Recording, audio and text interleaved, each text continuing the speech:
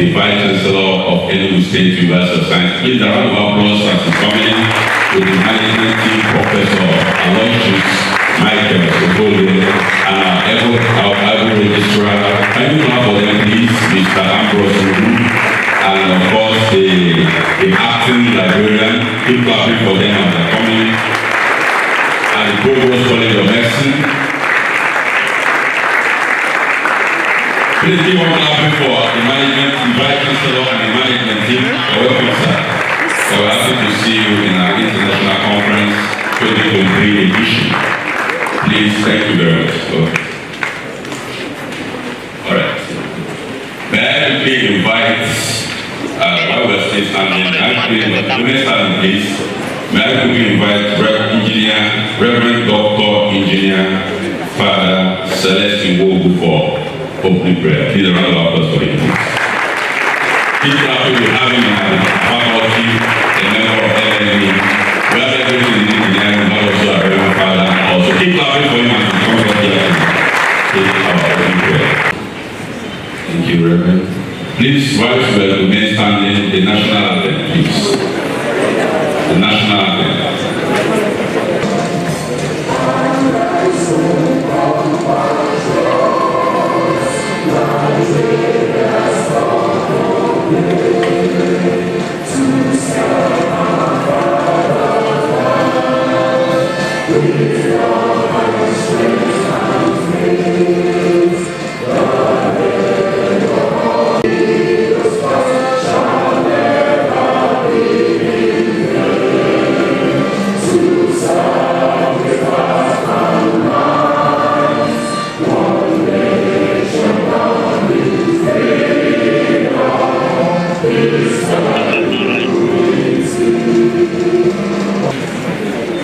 Thank you very much. You may please be seated. We are pleased to welcome our Vice Chancellor and the management team. So I welcome sir. Our hardworking BC. Please, this is 2023 Annual International Conference by Faculty of Engineering, Enugu State University of Science and Technology. You are all welcome to this conference and the annual event. Quickly, we are going to welcome the chairman of the planning committee and the former dean of the faculty in the person of Professor Ifeanyi I.M. Can you clap a round of applause for him as he comes to give his address? Keep clapping for the chairman of the planning committee, Professor Welcome. Good afternoon, ladies and gentlemen. Faculty of Engineering 2023 Annual International Conference, welcome address. His Excellency, the Executive Governor of Enugu State, Dr. Peter, we are still waiting for him. The Senator representing Enugu West, Senator Western, he called me this morning. Still waiting for him. The Honorable Speaker of Enugu State House of Assembly, Honorable Uche, is on the way coming. So, you have to be here with us. The Vice Chancellor, Digital VC, Professor Aloysius Sokole, Principal Officers of Enugu State University of Science and Technology, the Dean, Faculty of Engineering, the keynotes presenters, the lead papers, presenters, esteemed colleagues, students, ladies and gentlemen. It is my great pleasure and on behalf of Faculty of Engineering and Enugu State University of Science and Technology to welcome all of you from abroad and within Nigeria to participate in the Faculty of Engineering 2023 Annual International Conference on harnessing the fourth industrial revolution for combating insecurity and enhancing sustainable development in opportunities and challenges.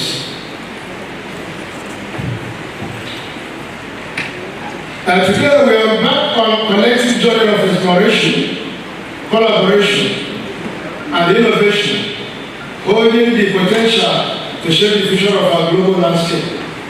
Our convergence under the umbrella of this transformative theme places us at the crossroads of technological advancement and societal progress.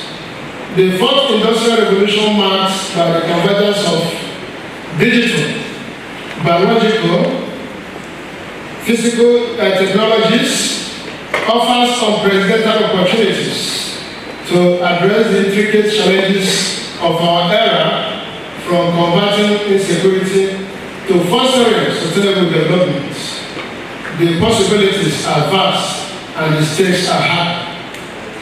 In the face of escalating global insecurities and the urgent call for sustainable development, this conference serves as a crucial platform for dialogue, idea exchange, and the forging of meaningful partnerships.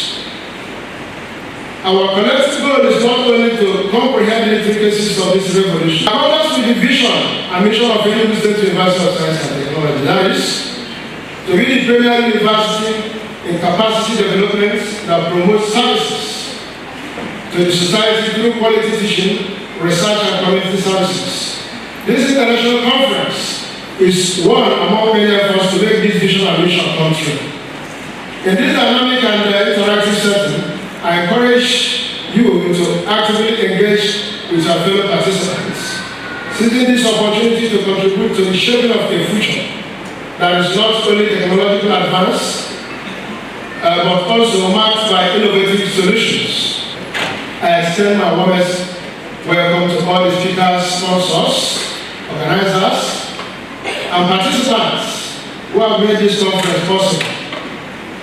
May our collective efforts during this conference lead to actionable insights, fruitful collaborations, and a shared commitment to leveraging the fourth industrial revolution for the betterment of our global community. Thank you for being part of the exciting journey.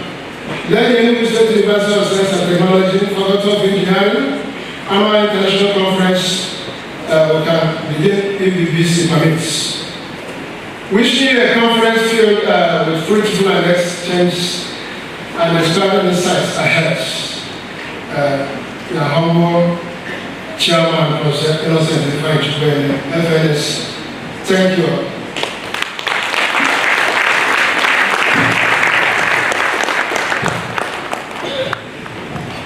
If you can do better than you did, for that well articulated welcome address from Professor Int'L, the chairman of the planning committee.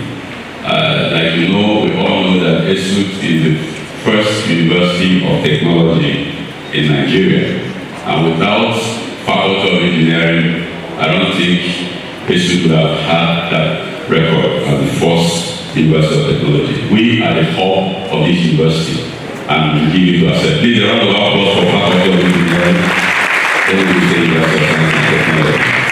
And of course, you know from that welcome address, you see that this well applicable and timely top team that we have for the present day realities. We're talking about insecurity and order. So please, I would like you to pay close attention to all that we're going to be doing here, because this top team is quite relevant to everything that we present in Nigeria.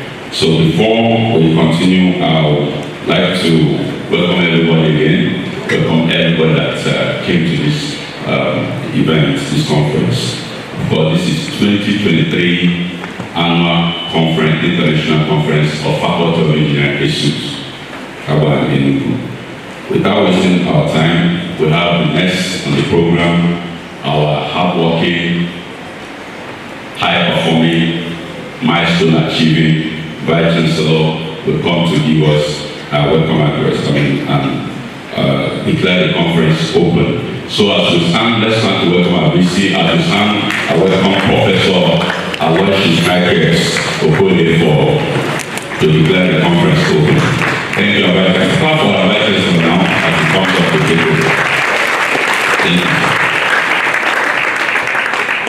Let me seize this opportunity to welcome my dear friends here to this very, very critical conference. And immediately we mentioned something like security. We expected people from the security sector to be here. In particular, I will welcome my dear friend, I will call him Doctor. You're welcome. The management invested in me in Abuja when we discovered that it was a name you can never ignore, a NIDA, Innovations and Patents. And since then, he has been so supportive. So we mooted the idea the second day we met, and today you are here. So we are welcoming you. I'm equally welcoming all the lead paper presenters, the entire staff of engineering, our guests, my distinguished professors, directors, and when I say I'm speaking on behalf of the management. So I appreciate my provost, my registrar, my librarian. The deputy vice chancellor is on assignment, he will join us later. The bursar is on assignment at Oka, he will not join us. So if you're expecting to get your salary, he is not around. My job here appears to be so easy because what I have here is just to declare the function open. Permit me to just add one or two things. We have been on this mission to transform the character and content of this university. We want students to begin to see certificate as not the end product, but to see human capacity advancement as the goal. Our dream is to get students that will have 3 professional tests they are perfect while being students. So that by the time they are still here, they will be paying their school fees without feeling it. So which means we want students that will have diversified mind and training and knowledge base rather than waiting for lecturers you are seeing every day, reading notes to you every day. You get tired of seeing us. That's why we are emphasizing pro bono. We want people from outside, from the industry, to come in order to teach our students, so that you see people you will be emulating, so that you acquire the necessary skills and knowledge. That was the primary goal we have been pursuing here. And I know we have been doing so much. My registrar informed me that Engineer Dr. Akuve had joined here. He's been dreaming about that as a former council member. And we know that last weekend, in the search for such skills, we traveled to Port Harcourt to go and appeal to the Alumni Association to assist us to migrate from 100% crave for certificates into 50-50 certificate and scale 50%. And we know that part of that journey was to get space where we're going to be doing Internet of Things, artificial intelligence, in line with the demands of the 4th Industrial Revolution. And I know that we'll spend 2 days there. And I know that when we raise the issue that we are looking for money to pay off and acquire 100% ownership of Africa, which will be the revolving center for driving innovation, becoming the incubation center. I know when 4 people got up and gave us and raised 10 million immediately to us for the university. And out of the 10 million, one of them that gave us 5 million is still Engineer Dr. Innocent Akuve, who has joined virtually. And he paid us 3-4 days ago. He brought the 5 million 3-4 days ago. So,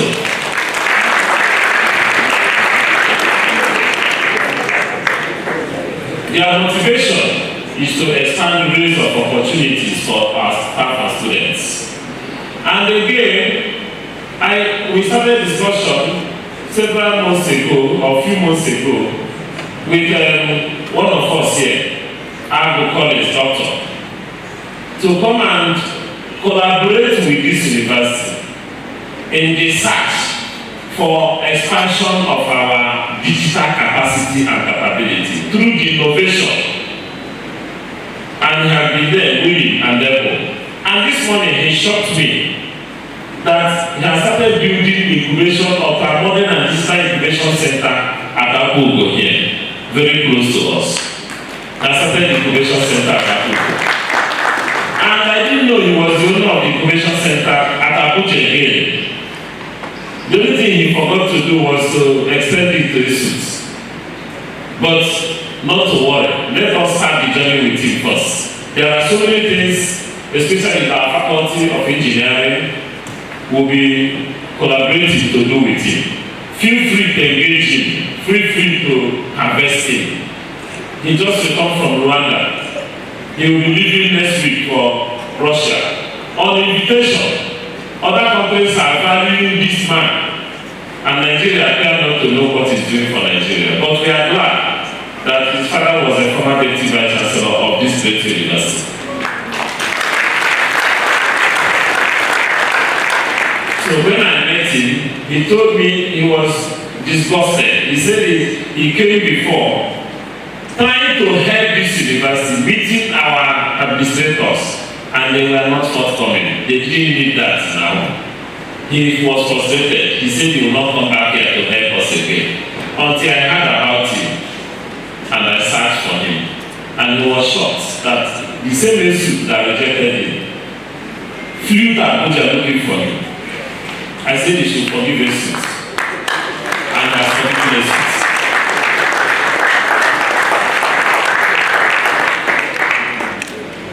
While he was in my office this morning, a delegation came. We are going to, next week Wednesday, I've not told the principal officers, we are going to host team from India, from the United States, and the leader of African Union in various respects. What are they coming for? The same projects. Because management is dreaming. If you trust us with fund, we want to sit down in our various offices and watch you, students, attendance, and check lecturers that are claiming they are coming for lectures. We'll be seeing everything. But we have agreed that before we install those facilities, we are going to do the needful. At the end of every semester, you people will go online and access your various teachers. We are going to install it. You must, your name will not be there. It's blind assessment. Tell us whether you enjoyed what the person did, whether he came to waste your time, whether it has no value, or whether he's excellent. We want to see it. It will come based.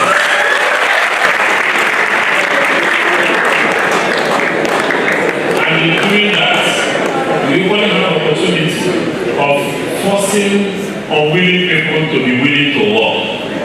You pay school fees, you deserve to have value for what you pay for.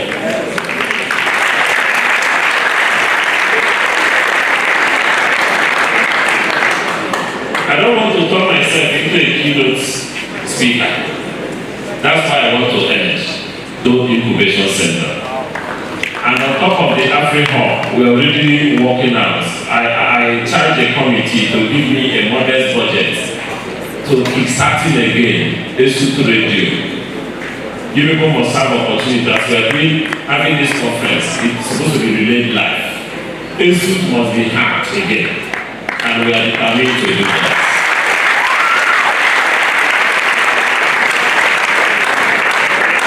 Finally, on my part, we've already declared established a committee for Center of Excellence for Engineering. And they are working. Very soon, one Int'L will be coming to build incubation center workshop for engineering, where we are going to start getting engineers to act like engineers. Wow.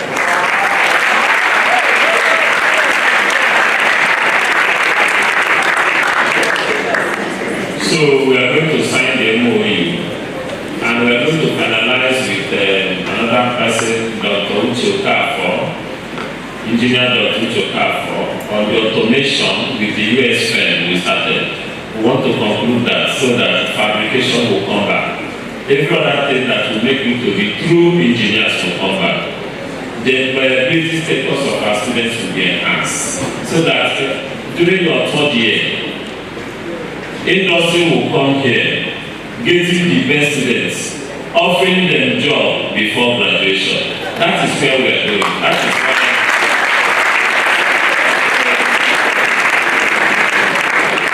is why we want to answer the true engineers and foremost engineering faculty in Nigeria. We must go back to the old order. That was equally why we are saying that by the first quarter of next year, we are going to have a kind of industrial fair. We are going to bring industry, we are going to bring all those employers of labor that are technical aspects to come and look at what I saw on 17th of November. I didn't know you have a lot of things to project. But you went. I, on behalf of the management, hereby declare this very important conference open and hope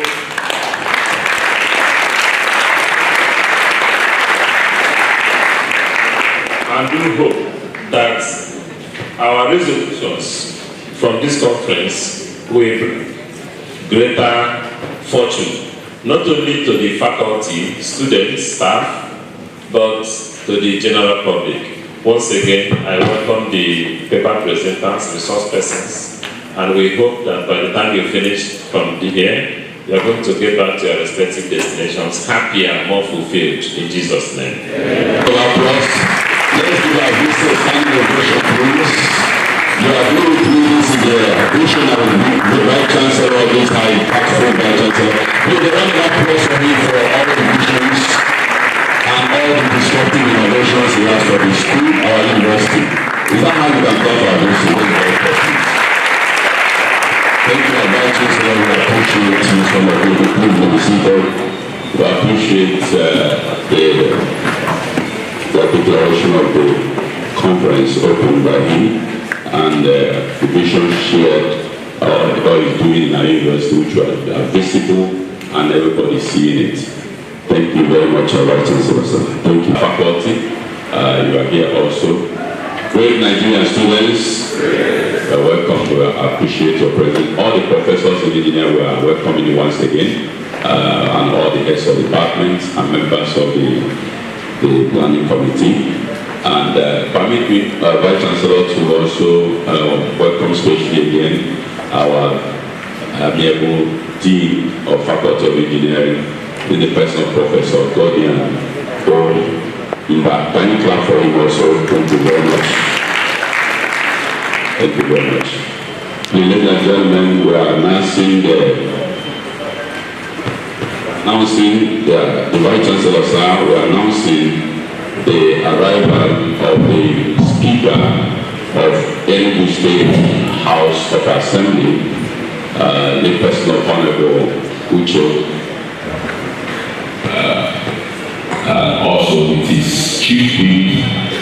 They are all present here. You're welcome, sir. All right, going forward, we have the next item on the program. Please, the name of our chief whip is Honorable Martin Sequel. Please, a round of applause for him. The chief whip of Enugu State House of Assembly. We are happy to have them this morning or this afternoon. So this, I will be inviting the Dr. Mrs. Harmony Nena Zeria to come and do the citation of the Kingdom Speaker. Okay, you see that will do that. But Harmony, please prepare for the next one for Dr. Abu Collins.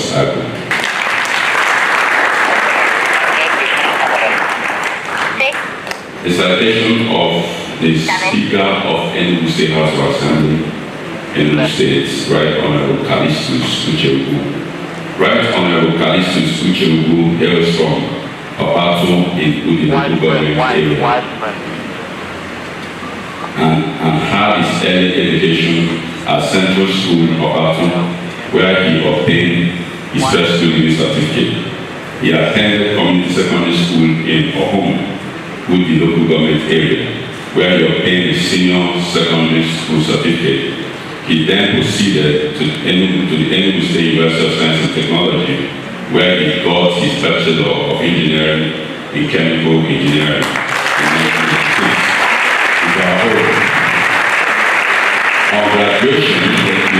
On graduation, he was posted to Lagos State for his National Youth Service Program. He did his NYSC program in ExxonMobil Corporation, then Mobil Producing Nigeria, where he was trained as a reservoir engineer. He later took a job in banking, firstly in Hallmark PLC, and later in First City Money Bank, presently called FCMB, where he rose to become a relationship manager, transaction banking in Enugu zone. He holds a PhD in business management and MBA in economic policy implementation, both from ladies and gentlemen, Vice Chancellor, ladies and gentlemen, I present the Speaker of the House of Assembly Enugu State, Right Honorable Callistus Uche, who will to us. Please a round of applause.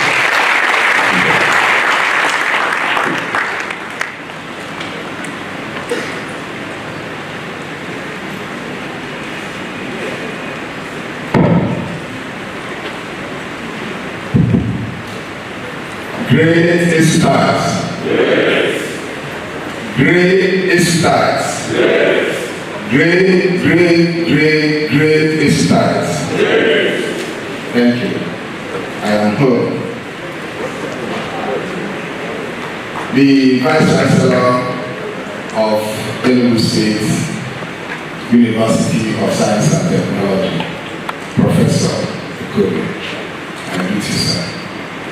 The principal officers of the State University, and with all of you, the Dean Faculty of Engineering, Enugu State University of Science and Technology, my own former head of department, Professor Mba, and with you.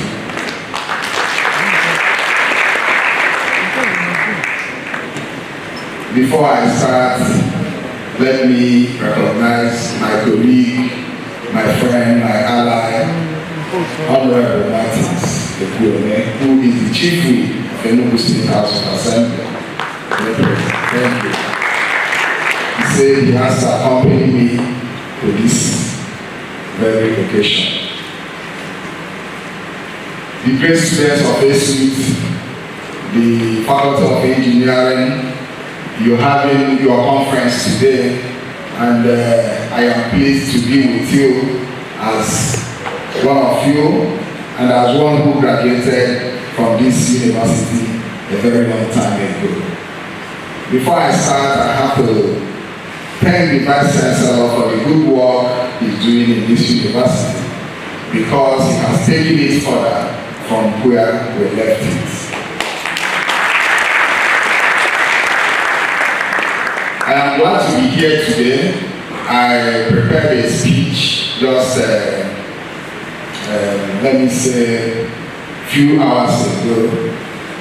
I was not supposed to talk, read the speech, but it was due to the exigencies of my duty. I have to apologize for being here very late because some other thing cropped up. I had to swear in to honorable members, that joined the House of Assembly because they won their cases in the Court of Appeal. So I ask for forgiveness for keeping you. If you forgive me, I will start talking. Thank you. Reverend Father, I want to recognize you. Have you forgiven my sins? It's your own that I will take. Am I forgiven? Thank you. I'm supposed to talk on harnessing the fourth industrial revolution for combating insecurity and enhancing sustainable development, opportunities and challenges. Yes, higher engineering as, in first degree, but I'm not going to follow this religiously because I think the essence of coming here to address the youths, the upcoming ones, is for you to know that you are in the right course. For you to be in the Faculty of Engineering, you are privileged. The training you're going to get here, I will assure you, is a foundation that will take you to wherever you want to be. Having passed through Enugu, you have passed through Nigeria, and you can survive anywhere you can, anywhere you find yourself. Not just survive in school, in our home. They are all in the local government area. I am not President Jonathan. I had Sanders when I was going to school. I didn't go to school barefooted. But I am proud to say that when I entered the university, the four walls of Enugu formed me and made me what I am today. I am proud to say that. Yes, I have taken other courses in management just to enhance my workplace position, and I have taken other courses also, both in Nigeria, UNN, in United Kingdom and United States. But I am telling you that in the Faculty of Engineering, when they were able to perform tasks normally requiring human intelligence, such as visual perception, speech recognition, of course, decision making, and even translation between languages. You'll be surprised that science has developed gadgets that can translate your language to German, to Dutch. That is where you are, that is where you find yourselves, in the Faculty of Engineering. And the engineer is the key innovator. Hello? Am I communicating with anybody? What we want to talk about is the impact of science in combating security challenges. I'm not going to take much of your time again.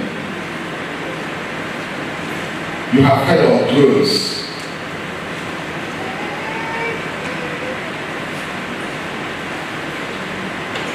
It's one of these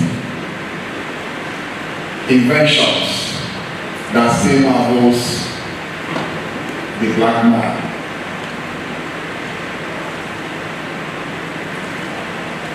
In the past, helicopters were being used for aerial surveillance. This insecurity you are seeing in Nigeria is also happening in other places, even in the developed world. In Afghanistan, in other places. But those times, in the past, before the fourth industrial revolution, that has led to cutting-edge technologies across the world, across the globe. If there's anything like maybe firearms incidents or even terrorism acts, you see helicopters hovering around. If those people are sponsored by the superpowers or people who can fund the terrorists, that helicopter can be shot down and you record human casualties. But now, the invention of the contemporary is that you don't send helicopters any longer. You stay in the comfort of where you are and send drones. Now we'll be giving you back signal. Even the drones can even, recognize where the terrorists are and then drop bombs. What are we saying in effect? We have gone very far in development, and as a result of the fourth industrial revolution, power and engineering by science and engineering, where you find yourselves today. And what makes all those things possible? Internet connectivity. I am sure some of you have phones that recognize your faces. They recognize your voices. All these things can be used in enhancing security. Because security in itself has different strata, different levels. We see you in the comfort of your bedroom. When a workstation is set up for it. So that is what science is. On that note, I also want to point out that there are challenges. This issue that I raise now is one of the challenges. You cannot deploy such high technology equipment because you will violate people's privacy. It is also good to note that at the same time, the criminals are also changing in the digital age. They have brains. They also do research on how to beat the system. While the good people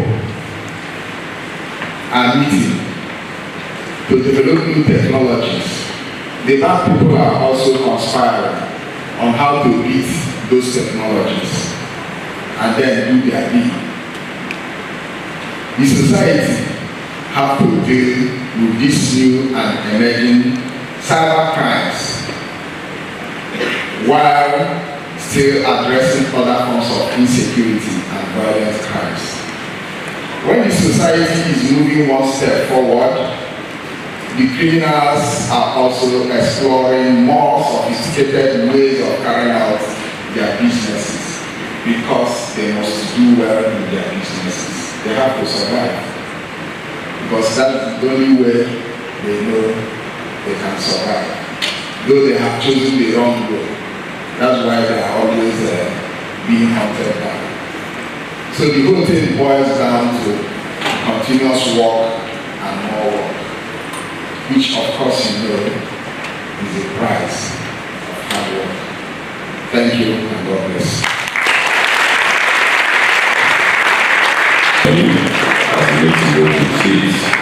Thank you very much. Thank you very much for that robust lecture and keynote expressions you received. You will see that that technology will give back to a cutting edge, fourth industrial revolution will give back to a cutting edge technology. And of course, he has really taught us a lot of things on emerging technologies and how to deploy them, both advantages and disadvantages. We got a whole lot to learn from him. Today, he has not just proven that he's a quality product of this institution. Can we clap for him? You can see our products speaking everywhere. We have quality products, especially in Egypt. Of course, the former governor of Aboy State and the current Minister of Works is from Enugu. I hope you know Engineer David Omai. A clap for him, engineering faculty. We have products speaking everywhere for us. You can see one of them, current speaker of the Enugu State House of Assembly. Thank you very much, sir, for that powerful keynote expression. Mr. Vice Chancellor, sir, permit me to welcome the next person, an online presenter, and he's waiting for us, State House and appointment. So we have to take his oath right now. So permit me to welcome Dr. Dorothy Apoy for the citation. A round of applause for her, please. Thank you very much. Citation of Dr. Augustine O. Majani, University of Greenwich, United Kingdom. Augustine O. Majani is a senior member of the Institute of Electrical and Electronic Engineers. He received the Bachelor of Engineering Honors degree in Electrical and Electronic Engineering from Enugu State University of Science and Technology, Nigeria in 2004. He also received a Master of Science with a distinction and a PhD degrees in Electronic Engineering from the University of East London, United Kingdom in 2010 and 2017 respectively. He also received the Research CPD Certificate in Practical Antenna Design from the University of Oxford, United Kingdom in 2019. He was with Siemens AG as telecommunications engineer from 2005 to 2009, where his experience spanned many countries, including the United States of America, United Kingdom, United Arab Emirates, Germany, South Africa, Ghana, and Nigeria. He was also with I present to you today one of our keynote speakers, Dr. Augustine O. Majani.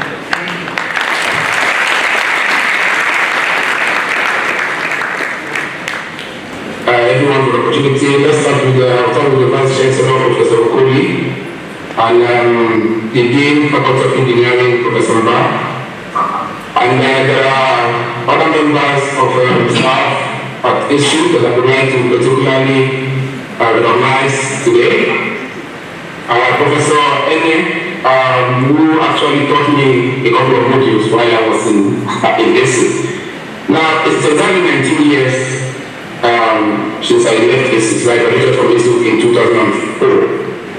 And everything I've achieved today, I owe it to ISU because that's where it all started. So I really appreciate the opportunity for me to be able to contribute something, at least as a keynote speaker. Now there are two colleagues of ISU that I would like to also recognize. Dr. Uche Okafor is somebody that I've been working with. We've collaborated a couple of editorial work. I also have Dr. Arinze, Stella Arinze. Though I'm not a kind person, but we've also done some collaborative work for some journals in the USA, in Switzerland, and of course here in the UK. What I would like to share today is a work that is being piloted by one of my students, a PhD student. We're doing something that I think is interesting, and I would like to share it briefly, give an overview of who I am, but of course the citation was read, and I don't think there's need for this, but let's just move on. Okay, so the technical presentation, I'll be talking about hardware design, which is the core of my research. I've been researching in this field for over 10 years now. Now, looking at the title for the conference, I think it would be nice to I forgot to imagine a situation where we don't have to charge our mobile devices. You know, if you think of having a mobile phone and you don't ever have to charge a mobile device, you just carry your phone along and the phone charges itself. This is something that is being looked into. It's being developed, and I have a PhD like working on it. So we talk about sustainability, which is basically how we live our lives. And at the same time, we don't make it difficult for the next generation to also have a successful life here on Earth. So that's basically what sustainability is all about, and we're going to be looking into that. So can I get the next slide, please? Now, so this is basically the summary of what I'm going to discuss today. If you're looking at this slide, you can imagine when you walk along the streets on any part of the world, you realize that we have different mobile devices. For example, the whole where you're still right now, I'm sure 90% of us carry mobile phones. So we all have this RF energy that is being wasted it's being just wasted. So the idea is, how do we harvest that energy?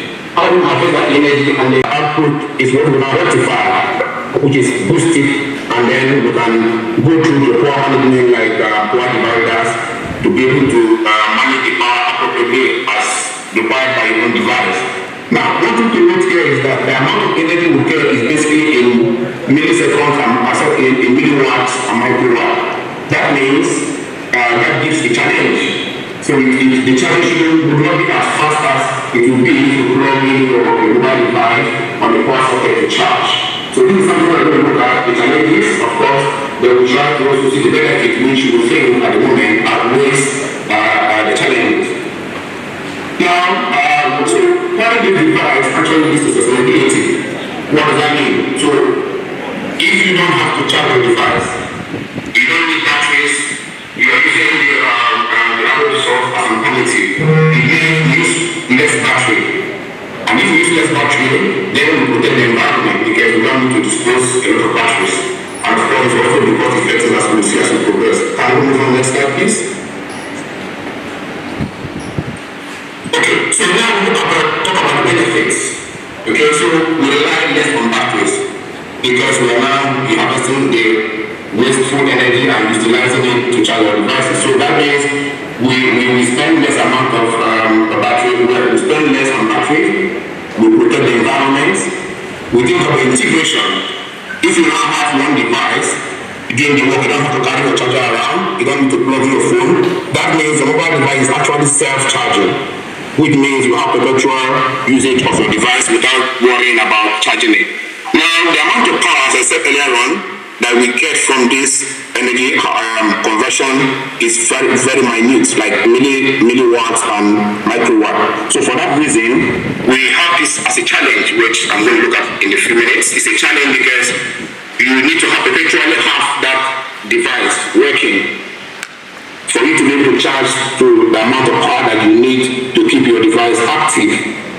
So then once this is done, then you realize that we have the perpetual wireless power communication. That means your device works continuously without the need to charge as a regular. So the cost is also something that we have to consider. We spend less money on devices like batteries. So can we get a slide, please? Now, this sounds like magic, but you can't get all this good, the upside benefit outweigh the challenges. So think about the atmospheric changes, the changes in the atmosphere. And if you go back to the last slide, please, if you just stay there for just one more minute, please. The last slide, please. Now, so what we say.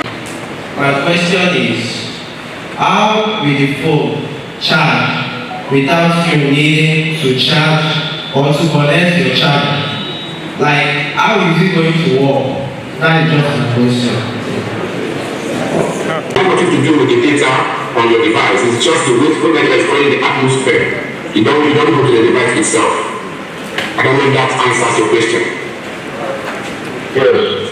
Okay. Please, can I get involved in clarifying something there? Thank you. When we talk about network interference, which Dr. August has actually explained, this is quite different from the energy harvesting he's actually referring to. He's not talking about data energy. He's talking about just wasteful energy which is out there, and we have quite a lot of them. And government is not even taxing them, just like you have your Bluetooth signal. In this case, you can actually share data with people. In this case, we're talking about the network on this phone, which in this case is the microwave, just like the one everyone needs. So when this energy is harvested, they are basically harvesting that energy and not the data and the energy.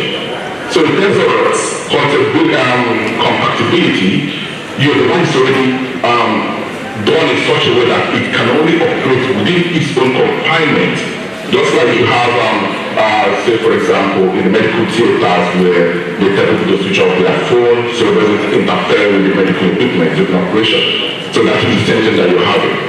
Having train stations, everything is designed to work on this phone. So there is no interference between the data, no data and information here. So this is just normal, just like you harvesting wind energy.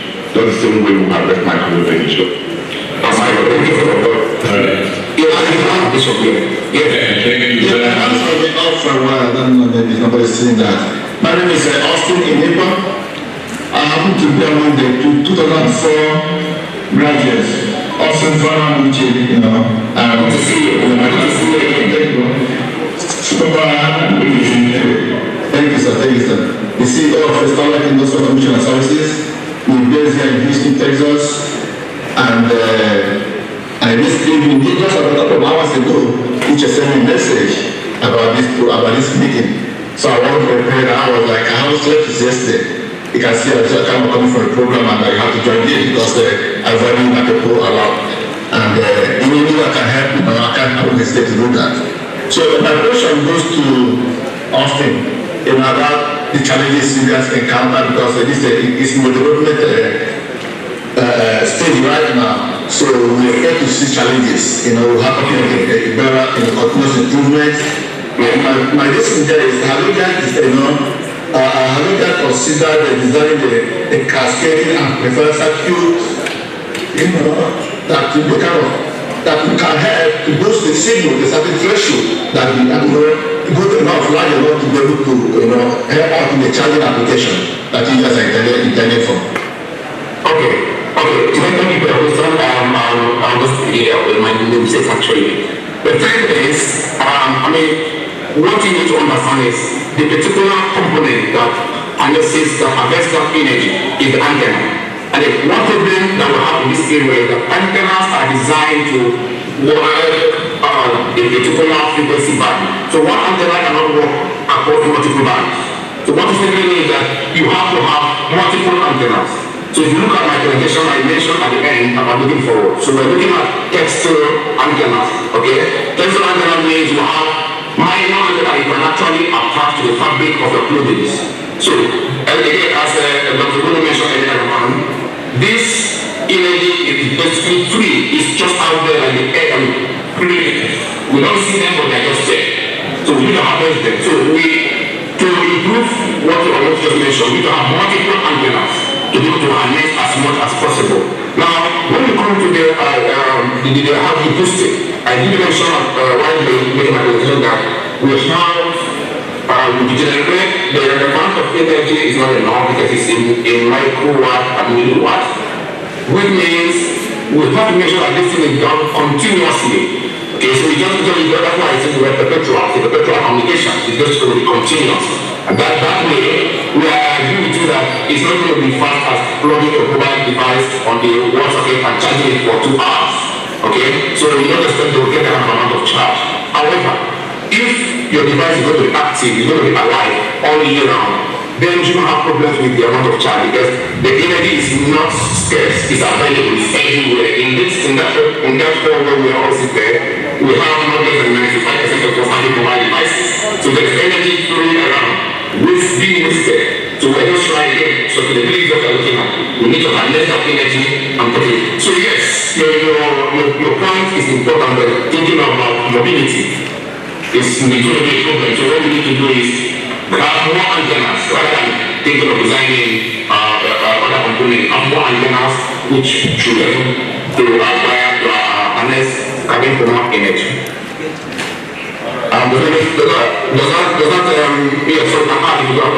Thank you very much, Dr. White. That's the most we can say.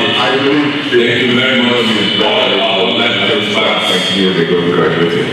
Well, what I was going to say is this. When you look at battery cells, you have to make them to form hybrid. Please, thank you very much.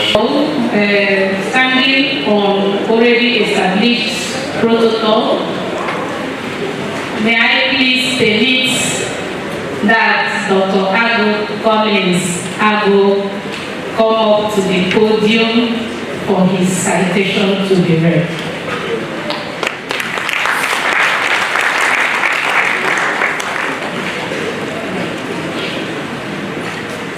Dr. Ago Collins, if you look into the program, has an abridged profile that I will read from the phone more of him. because he has done so much in techno industry, in techno space. Dr. Agu Collins comes readily as a technocrat, that individual with technical training and operation driven by the belief that many important societal problems are solvable with the applied use of technology and related applications. Agu, a government functionary, is essentially a researcher and a tech native committed to building young people into techies, a passion he was fully expressed in the various hubs he has inspired into existence. With exposure is bundled as an expression of the charity and passion of Agu and his team, who freely give their time, expertise, and funds to provide many young Nigerians a future with opportunities.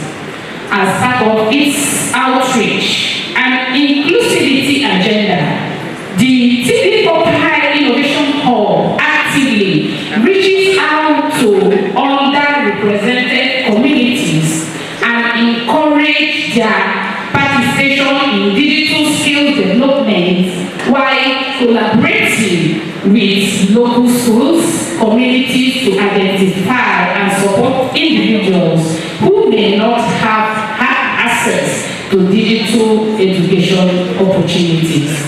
In recognition of this, the Kuje Area Council, Abuja, FCT, named a major street with the hub is situated in Kuje after Agu, a befitting endorsement of service to humanity. Agu similarly has an entire research space named after him, the Dr. Agu Collins Agu Unity Board Lab, inside under the management of the State of Israel. He is a technical mentor at Int'L, which is helping to facilitate capacity and prototype development of the Unity Board for the startups at the hub. Let me just say that he doesn't name his innovative after international name. He has an innovation called microprocessor, and also there's another one, Opulo. That is not 86 the Buchet microprocessor. No, microprocessor. Opulo microprocessor. That is his handwork. We need to, promote our culture because we have all it takes. That is him standing, and I have to read on about him. Agu holds a top-level doctorate degree in engineering science from National Technical University at Kharkov City, Ukraine, where his PhD dissertation yielded an invention, a hydrocarbon-based solid substance for combined processing of materials using electroconductive abrasive tools. Ukraine has already been patented in the year 2011, to be precise, 25th of March.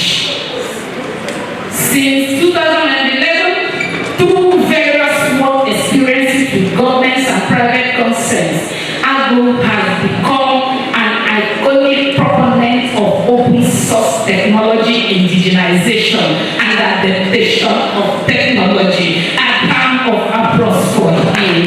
He has found meaning in technology for development and, most importantly, for the eradication of poverty. Permit me to allow him to have the mic. Thank you.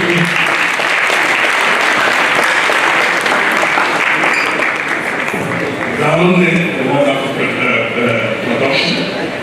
Thank you very much. Permit me to align with the existing protocol. I also recognize the presence of the speaker, and also I must really give a very, very high recognition of the VC of Enugu State University of Science and Technology, Insecurity. Because of time, I don't want to mention anything, but what I have to say in a nutshell, I see an individual that is very patriotic and is very, very technology inclined, and it lives in a local context. So ASUS is very lucky to have somebody in his position as the Vice Chancellor of Enugu State University. We have so many discussions of how we can turn around ASUS and how the rating of R&D will go up. And of course, the management of ASUS, thank you very much, the chairman of LOC, and so on and so forth. So I was supposed to make this presentation for 1 hour. Obviously, we started late, so I'm trying to rush it very, very fast. Please continue the slide. Anyone? I'll be skipping a lot of slides, okay? So, one slide, so go back, please, very fast. Yeah, so this is very important for the students. I'm very active when it comes to Upstream ICT, so you can follow me on some of my social media handles for updates and then for getting new information. Next slide, please. So these are some of my works. This is the latest work. The Board, we believe in local content digital technology. The Board was named after my dad on his 85th birthday anniversary. He's a former DVC of ASUS. He's title name or affiliate Udene Chopra. So I named this latest work Udene, and this is what we call data acquisition as a platform work. It contains RFID technology. The previous speaker before we mentioned about data harvesting. Actually, this board uses what we call the Faraday effect and also Lenz's law. And simply what we call the deductive copying for powering the board and also other models for IoT communication. The other one is the Ugova board, named after my villager from Enugu here. Is Arduino compatible at 2560. It does a lot of magic as well. Because of them, I'll just watch. So during the break, if you want to have deeper interaction with me, I'm available just to move fast because of the time. Please, next slide. Next slide, please. Now, these are one of the works designed as an educational technology platform for STEAM education, moving from STEM to STEAM. STEM is analytical, STEM is creative. The VC mentioned that it's no longer about certificates, it's about your skill sets and competence. What can you do? That's what matters. So this is for capacity development in AI, IoT, cybersecurity, and so on and so forth. So the board is actually with me here. With your permission, can you take it and give it around for people to have a look, please? I have some of them here, so you can feel it actually. And the good thing about that is a training board. I can also use it for field application. For AI to work, it needs 3 drivers. First is your robust and reliable. Underline the word, reliable data. The second one is algorithms. That is actually the most powerful. Because somebody has to program algorithm for the machine to behave before it starts learning on its own. That is key. And the third one is what they call platform. We need a robust computing platform for this to happen. Now, the algorithms is where there's a problem. Because if I'm in a fintech and I have a solution to do a financial vetting of somebody before loan, maybe it's a country with black and white people, I can actually program the algorithm that if it checks that 3 vowels in your name, that's how most we identify African surnames. When it's 3 vowels in your name, that means it's an African, that means I will let you go now. Why? Because he didn't program it. So that is where we, Nigerians, especially educational institutions, we must try to train people to be algorithmists, must train them in this field so that we can develop our own algorithm when it comes to AI. Otherwise, we become digital slaves. That means you use somebody's application that has been profiled, maybe against you. So that's why the bias is very, very sensitive there. Another one is the privacy issues, which was used. Well, Nigeria is tackling that. We have the Data Protection Commission. I don't know if you know about that. Data Protection Commission is having a lot of privacy issues. So we try to sanitize the ecosystem when it comes to that. Then there will be jobs displacement. People keep saying automation will cause job losses. The World Economic Forum have predicted that for every single job lost, 3 more will be created. But the problem has always been skill sets. Do you have the skill set to occupy the new role? So that is where there's issue. One is lost, 3 more is created, but you have the skill sets. Today we're talking about data analytics, we're talking about cybersecurity, we're talking about IoT. These are completely new fields that we never thought of maybe 20 years ago. So it is very important that the university has to come up with special programs. I'm happy that NUC has introduced 30% customized program for the curriculum, where they must train their students and general staff as well, to have those mechanisms or emerging skills, not only AI, to enable them to be players and not competitors when it comes to the technology world. Next slide, please. So, IoT identification. We're talking about engineering. I want to make sure that engineering has shifted. It's not just traditional engineering anymore. Everything is smart and connected. So that is where the issue of identification of engineering comes in, where you deploy applications and the application will generate data and also receive data for it to be able to have a remote visibility or visualization of the performance of the device on the field. Business side. So now, for you to acquire data, it can be manual. When it is manual, that means a human error can be introduced. And when in computer science, it is garbage in, garbage out. So you must come up with a system that does what we call automatic data acquisition. That is the role of Internet of Things. As a matter of fact, there is a convergence now between AI and IoT. It is called artificial intelligence of things, where IoT acquires the data, pushes it to a backend for analytics using various tools. So the IoT is very, very important. And if you look at IoT, it's what we call the 4 C's: computation control, connectivity, and photon. Sorry, next slide. The fourth question, it doesn't off my head. So have the 4 C's of IoT: computation, control, connectivity, and cloud. So if you look at it, these are the 4 realms of IT. The computation is your firmware software. Control is hardware, sensors, actuations. Connectivity is networking. Remember, some of you may be CCNA, so everything is coming back here. So that should be strategic importance of IoT and why it is called one of the pillars of the 4th industrial revolution. Because once you have this knowledge, you control the whole world of information technology, especially the upstream. Hardware is not impossible. Most of us today do only downstream ICT, programming, using people's library and to so as consumers of technology. But with IoT makes you a bigger player where you can develop a hardware platform in line with your own requirements. Today, most of us use Arduino board. Who knows Arduino board? Who has used Arduino board here before? This is why a smart contract platform driven by blockchain. So the contractor does not need to talk to a human being for payment. So the blockchain takes all this data, manipulates it, and knows if it's going to pay 100%, 75%, and so on and so forth. Just as the VC pointed out, that bill will be manufactured in Enugu here, Akuluno, charity against that home, and that will help empower the grassroots. Thank you very much. The next one, please. The next slide, please. The next slide, please. So, very important to point out on the project. I think I have to share this because collaboration is key, partnership is very key. Today, leader, I'm an outgoing director of research and development. So we came up in my department what they call DAQ. DAQ is acronym for data acquisition. REMON means remote monitoring. Now, leader has offices in situ political zones. How do you monitor the amount of fuel being consumed? How do you monitor when a contractor supplies 20 liters of fuel? How do you know how long data or the grid is off? So we came up with a system that will remotely monitor all this and push it to a payment platform. It is called data acquisition remote monitoring. It's actually an ongoing project that I still with you right now. This can also be deployed in our place. We can also partner with ASUS with some of these solutions for the state government especially.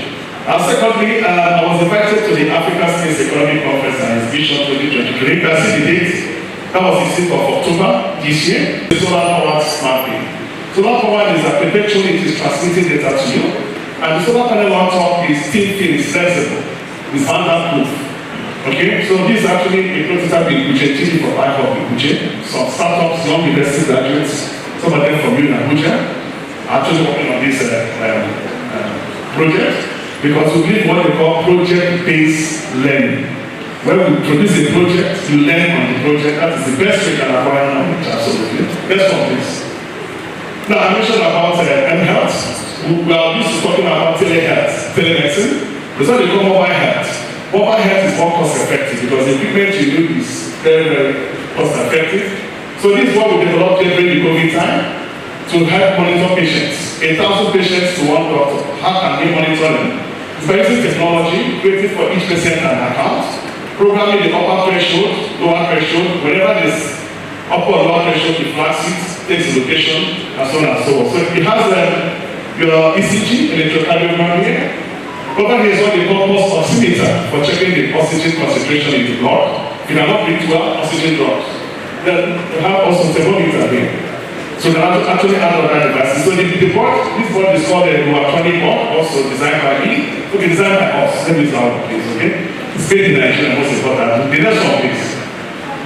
Now, water and sanitation is key. It's one of the SDGs.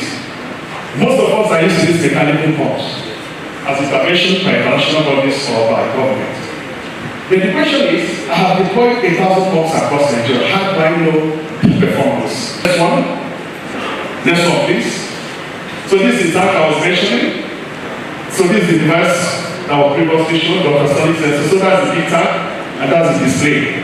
So you can monitor your fuel, your system, underground reservoir, especially for early morning, where there's a river that falls, it can actually report itself. Sometimes in Nigeria, you put it down in the room, wake up in water, shouldn't be down. With this system, you can monitor real time the river level, flow, longevity, and everything that has information for planning. Next one, please. Thank you very much. In conclusion, very, very important, is upskilling and reskilling of the workforce. We must train our workforce in line with the tenets of the fourth industrial revolution. Or, let me rephrase it. We must embed what they call industry sought-after skills into our workforce. If we don't do so, we become dinosaurs. Not only that, we will be spectators. Not only that, your economic basis will start eroding because knowledge drives everything. Thank you for the wonderful opportunity. Thank you very much.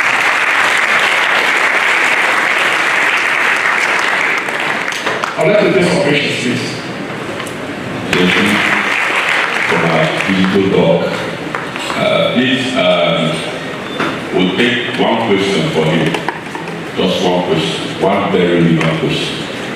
Very, very relevant. These are not made in China. People are aware that the system is made in China. Some part of India. Why is it called made in China? Because the design intellectual property is coming from China. So first of all, it's knowledge and know-how. Know-how is what matters most. How are you able to come up with such a design? What is the philosophy behind such a design? Okay, that is the most complex intellectual property. Now to answer your question about manufacturing, we migrated from 2-row to SN to the post office. Give us a question. We have a skill set in cybersecurity, IoT, and AI. As he gave us a very powerful lecture about this, how to deploy in surveillance and monitoring. So thank you very much, Doc, for this wonderful presentation. Please, a round of applause for him again. Thank you very much, sir, for coming to us. One thing that is very clear with what we say is the indigenous design and development of various technologies.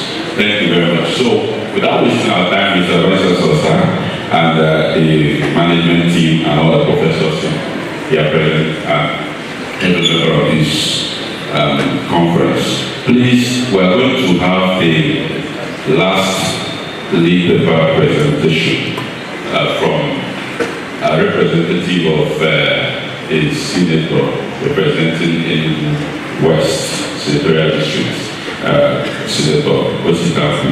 And with that, I'm going to invite again Dr. Harmony Zerbe to come please and present the citation. Please, a round of applause for her, please. While Professor J comes up, the person representing you, please, a round of applause for them, please. An honor and privilege to introduce the keynote speaker for today's Faculty of Engineering Conference. By name, distinguished Senator Engineer Osamu of Enugu West. Senator Engineer Osamu's career is a testament to his leadership, his expertise, and his unwavering commitment to engineering discipline. He is an esteemed alumnus of Enugu State University of Science and Technology, where he acquired his Bachelor of Engineering degree in 2001. He further pursued his passion for the field, earning an MSc from the prestigious business school of the University of Southampton, London, United Kingdom in 2016. A respected member of the Nigerian Society of Engineers, the Nigerian Mechanical Engineers Association, and the Council for the Regulation of Engineering in Nigeria, Senator Enugu has made notable contributions to the engineering profession, both in practice and in policy. Beyond these academic and professional accomplishments, Senator Enugu's career progression in the industry is nothing short of inspiring. Beginning as a trainee engineer, he climbed the corporate ladder, hitting milestones in various capacities, ranging from field engineer, project engineer, senior project engineer, construction engineer, and the project manager to commercial manager revolution. Currently, Senator Enugu strengthens our parliamentary democracy as the Senate Minority Whip, and with his role as Vice Chairman of the Senate Committee on Niger Delta Development Commission, he continues to advocate for balanced, responsible, and sustainable development as we explore the theme, harnessing the fourth industrial revolution for combating insecurity and enhancing sustainable development goals, opportunities, and challenges. Senators Enugu fusion engineering expertise, industrial expertise, and policy-making knowledge makes him the ideal speaker for such an impactful topic. As we look forward to his keynote address, Senator Engineer Osamu's wisdom, expertise, and experiences will undoubtedly frame our discussions, challenge our thinking, and inspire our research. Nothing short of what we would expect from such a power of intellectual and professional excellence.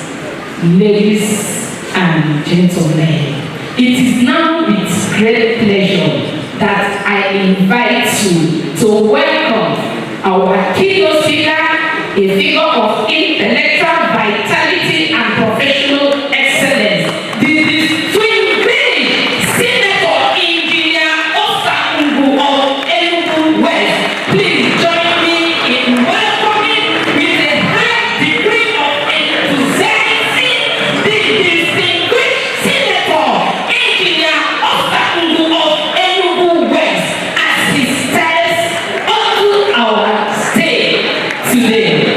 May I give you the mic to take over.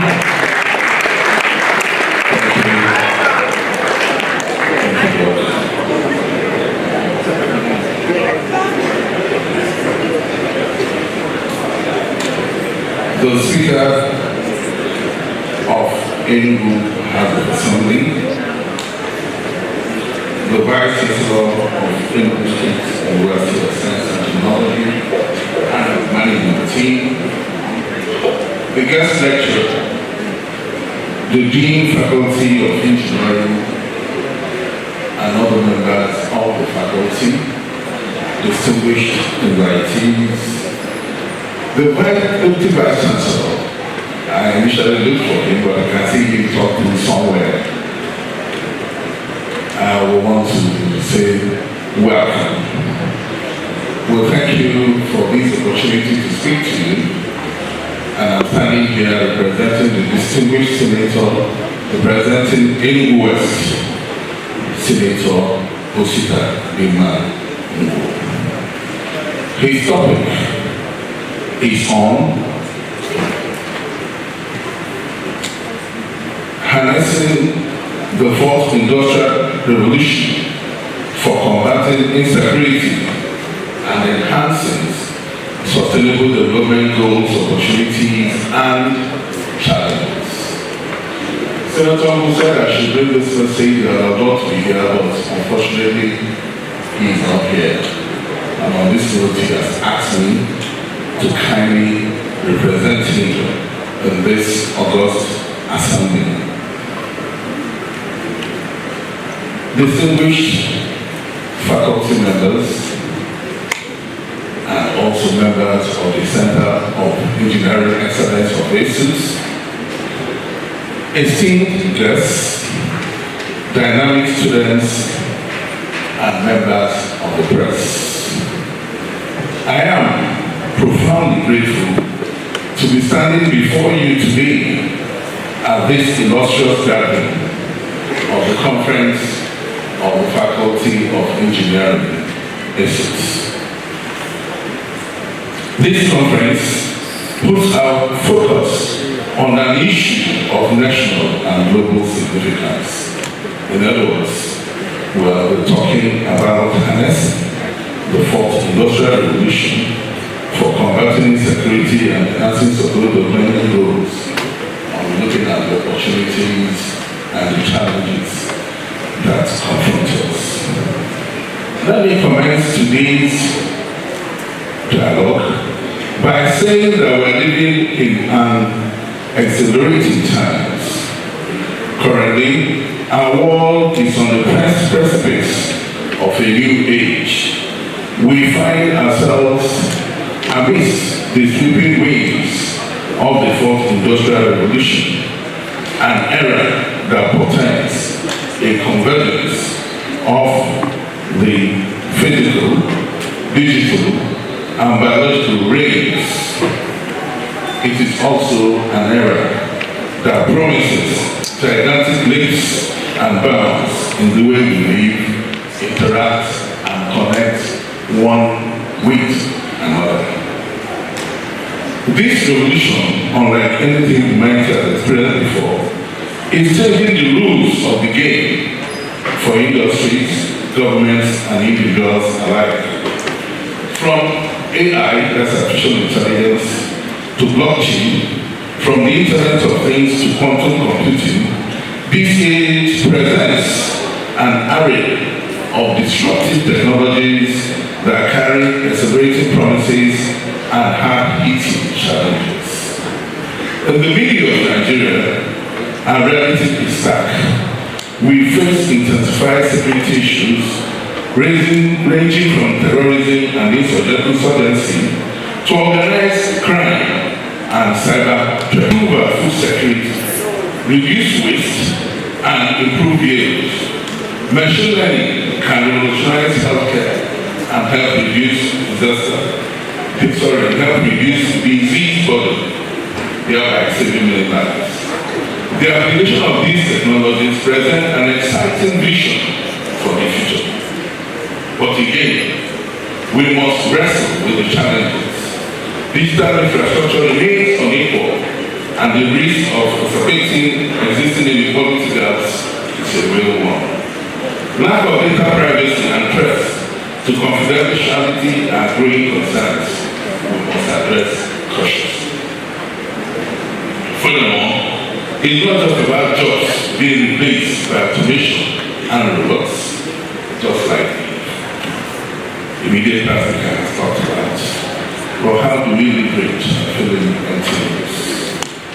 Digital infrastructure remains unequal, and the risk of executive equal gaps is a real one. Lack of data privacy and threats to confidentiality are growing concerns we must address cautiously. Our goal must be clear. We want to ensure that this wave of change becomes a catalyst for improvement rather than an agent of chaos. In this light, ethics, responsible governance, and a commitment to the welfare of all citizens should guide our decisions and strategies. So where do we go from here? How do we as engineering professionals, academicians and students prepare for such a future, laden with opportunities as well as challenges? The question brings me to you, the young and body engineers of Nigeria, you are called upon to shoulder the task of leading this innovation. We must not be allowed to fade away.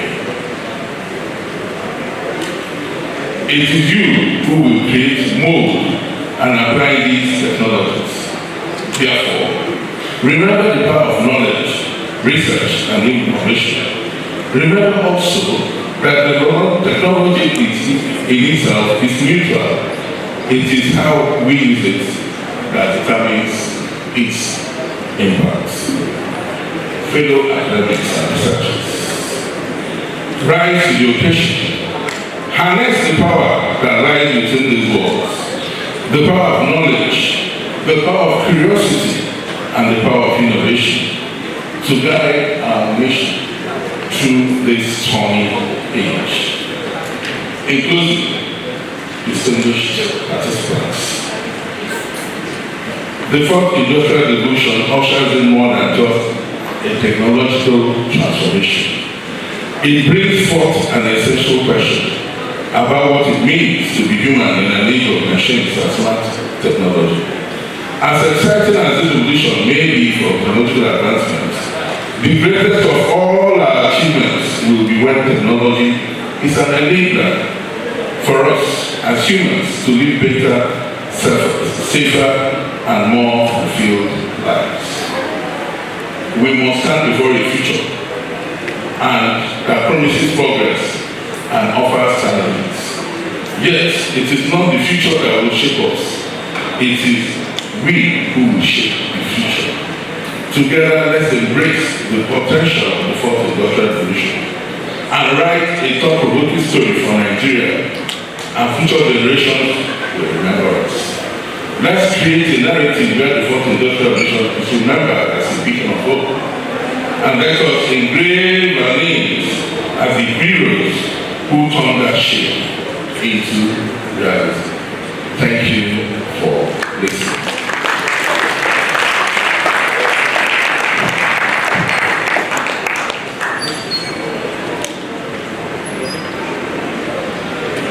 Applause for Professor Int'L. That was a presentation from the Senator, distinguished Senator Enugu, the distinguished senator representing Enugu West Senatorial District, heavily represented by Professor Okechukwu, the Director, Esut Consult, as well as the Chairman, Esut Engineering Center of Excellence. Please let's start for you again, please. Thank you very much for that robust presentation. So, Mr. Vice Chancellor, Speaker, House of Assembly, please, we are trying to make sure that we touch everything and then round up on time. We want to appreciate you for your time and appreciate you for your patience since we started this event. I want also to let you know that this event continues tomorrow and other things we have to stop for you. There are technical sections and all that. So without wasting time, I'm going to invite one of the principal hosts of this event, our amiable team, our powerful team, hardworking team. Keep clapping for him, please. Professor, Dean of Faculty of Engineering, Professor Claudia. Is that how much we can celebrate our victories? Thank you very much for breaking the juice and making us have this conference again. Keep clapping for our dinners in front of the go for that.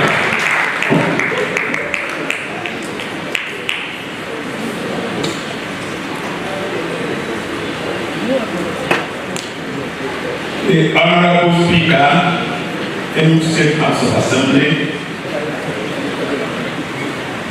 Honorable Callistus Uche, my smart Vice Chancellor, Professor Michael Okoye, and his team, permit me to expand on existing protocols.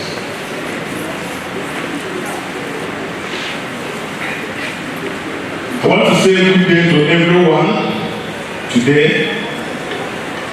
I feel incredibly honored to have this vote of thanks on this auspicious occasion. I don't want to go by reading what is written there, but I would just want to say that I am happy to serve as Dean Faculty of Engineering under Professor Okoye. Although it doesn't hesitate to give me necessary punishment, but I still feel proud that I'm learning very well through his administration. So I thank you very much. If I had you earlier in my career, I would have been grown higher than what I am. But that notwithstanding, I am satisfied to be working under you, and I believe I will work hard not to disappoint you under his service. So I thank you very much. I also want to appreciate the visitors we have here. It gives me an opportunity to know that in my 30-40 years of service, I've not been idle. I've touched on lives. I'm feeling very much fulfilled having the honorable speaker today in Enugu State being my student. It's not easy. Also having Senator Int'L, also my student, and many others. I thank the Almighty God for using me in doing what we are doing and using my colleagues to do what they are doing. So I thank you very much. I thank all the other presenters, Collins, Doctor,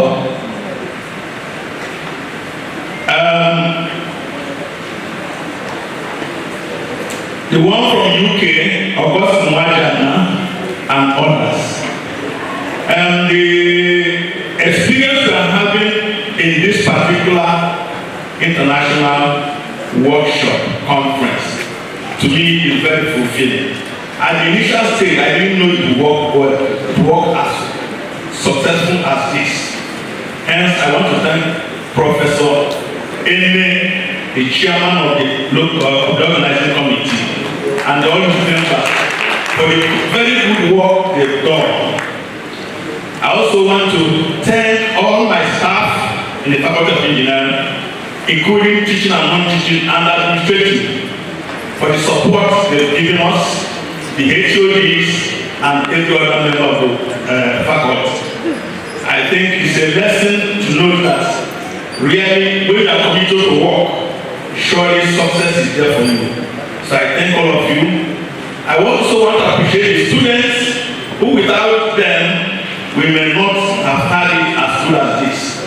And the conference is a lesson stage for them.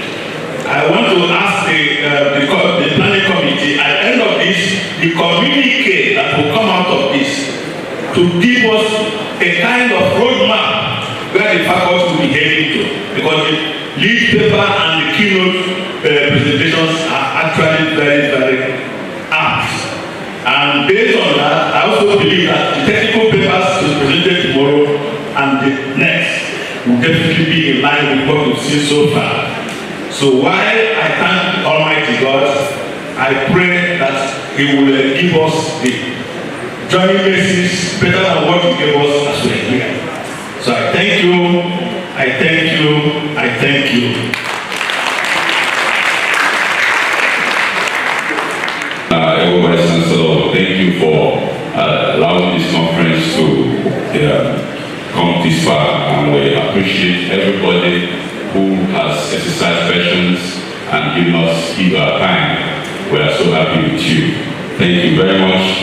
I want to also announce that this conference continues tomorrow with technical sections, and if you have your brochure, you see that the event continues on day 2 is tomorrow at 7th of December, and supposed to also be from 8 o'clock. That we expect all the participants to come in here. The arrival of participants is by a.m. We have technical sessions 1, 2, 3, with up to 4. So please, is soul enriching content that we are going to deliver tomorrow. So we wouldn't want you to stay at home. You can imagine the various things that we learned today on emerging technology, the use of IoT and all that for combating crime. So please, we are going to be more elaborate tomorrow, and a lot of people are presenting a lot of papers.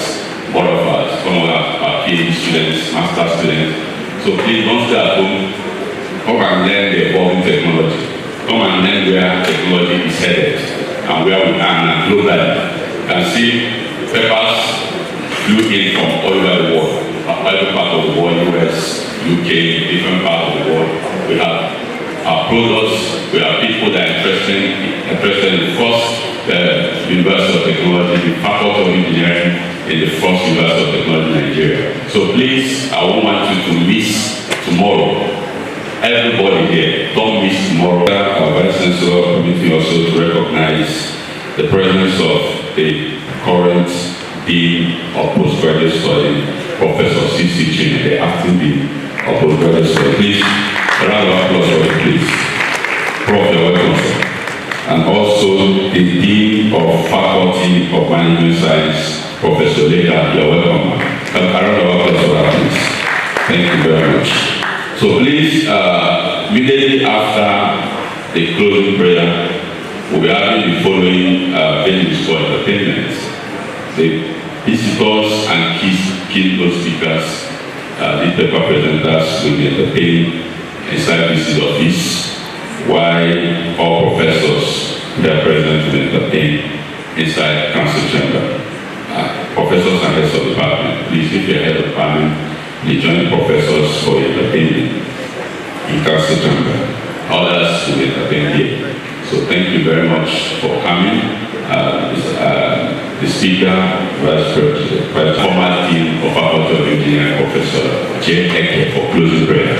After closing prayer, we're going to take the school anthem before we proceed for entertainment. Please, a round of applause for Professor J. Eke, the collection Council of Deans of Engineering in Nigeria, and former Dean Faculty of Engineering in Enugu State University of Science and Technology.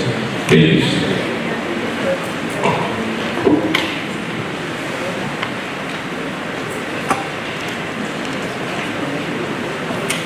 Shall we ask a prayer?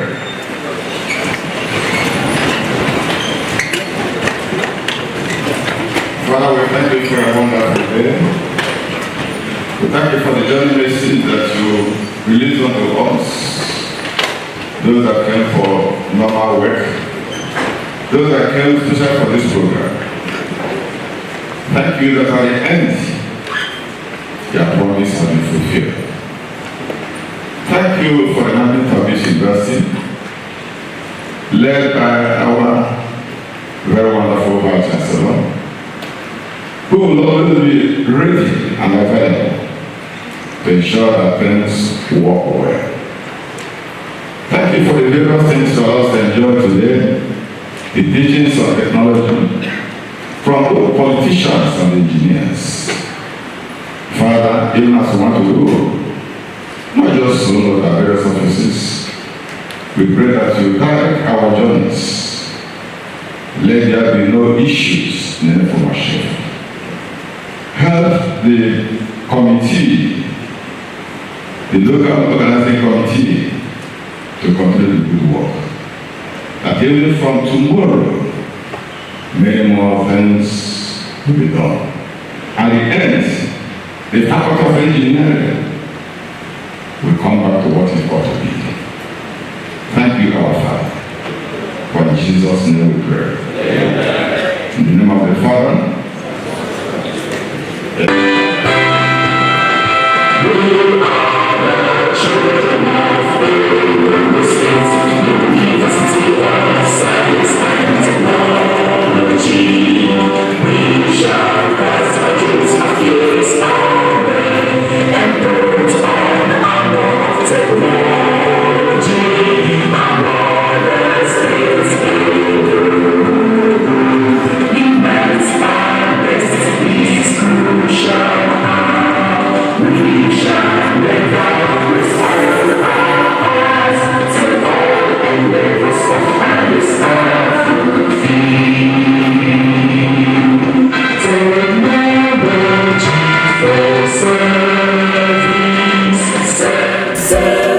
Insecurity.